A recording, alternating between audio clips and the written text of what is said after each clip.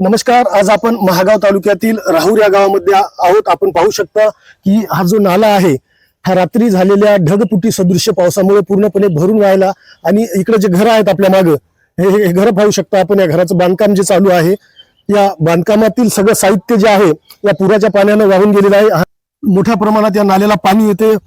ज्या घराचं बांधकाम चालू आहे ते घरकुलधारक आपल्या सोबत आहेत. काय सांगसाल, किती वाजता हा पाऊस झाला आणि किती नुकसान झालं? साधारण अंदाजे 10च्या दरम्यान पाऊस झालेला आहे. अतिवृष्टीमुळे ढगफुटीमुळे पाऊस आलेला आहे आणि क्षणाभरातच आमच्या घरात पाणी घुसलं आणि इथं जे शासनानं दिलेली 5 ब्रास रेती आणि मी घर खोलल्यामुळे ते पत्रे आणि नवीन दरवाजे आणलेले होते, 4 चौकटी वाहून गेलेले आहे आणि पत्रे साधारण 10 ते 20 पत्रे वाहून गेले. तर तसंच रेती 6 ब्रास रेती वाहून गेलेली आहे आणि बरंचसं काही नुकसान झालं. रात्री आम्हाला घरात झोपता न आल्यामुळे आम्ही मंदिरात जाऊन झोपलो आणि त्याच्यानंतर हे संरक्षण भिंत जोपर्यंत होत नाही तोपर्यंत आमचा इथला कायमचा त्रास बंद होत नाही. शासनाने ही संरक्षण भिंत द्यावी आणि त्याच्यानंतर शासनाने इथं जागेवर येऊन पंचनामा करून जी काही आमची नुकसान झाली आहे ती नुकसान भरून देण्यात यावी एवढी शासनाला विनंती करतो.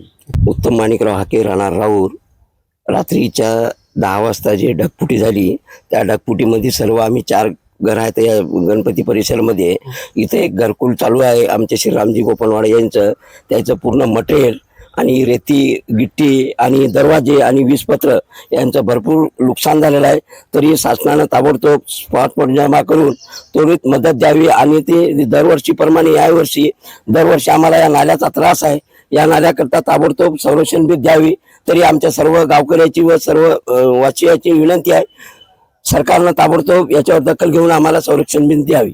मी दीपक कोंडवराव देशमुख, तालुका किसान सभा अध्यक्ष, या ठिकाणी प्रशासनाला विनंती करतो की या परिसरातील नाल्याच्या काठाला आलेल्या पुरामुळं 40 ते 45 घरं दरवर्षी शासनाकडे नका प्रशासन त्याची यादी करते आणि गहू तांदूळ जी मदत मिळते ही मदत देण्याच्या ऐवजी या ठिकाणी अतिशय महत्त्वाचं असं सांगण्याचं 2006, 2011, 2017 जेवढ्या काही ग्रामपंचायती झाल्या आम्ही प्रशासनाकडे नेहमी विनंती करून या ठिकाणी एक गाव एक गणपती हा परिसर या मंदिराचं पण एवढं नुकसान होते.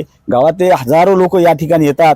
अशा ठिकाणी आम्ही प्रशासनाला फक्त संरक्षण भिंत मागितली. नेहमी ग्रामसभेचे ठराव देऊन कागदपत्र देऊन पाठपुरावा केला. आमदाराला विनंती केली.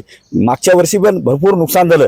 त्या ठिकाणी आमदार साहेबांनी स्वतः येऊन पाहिलं होतं, परंतु अद्याप ती संरक्षण भिंत मंजूर झाली नाही किंवा शासनाने या गोष्टीकडे जातीने लक्ष घातलं पाहिजे. मी प्रशासनाला विनंती करतो की हा अतिशय गंभीर प्रश्न आहे. या प्रश्नाकडे जर आपण दुर्लक्ष केलं तर जीवितहानी होण्याची काही फार मोठी शक्यता नाही.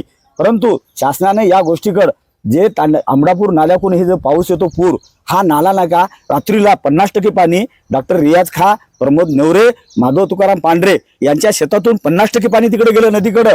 ते पूर्ण पाणी नका त्या लोकांनी बांध टाकले होते. शेतकऱ्याचं पण अतोनात नुकसान झालं.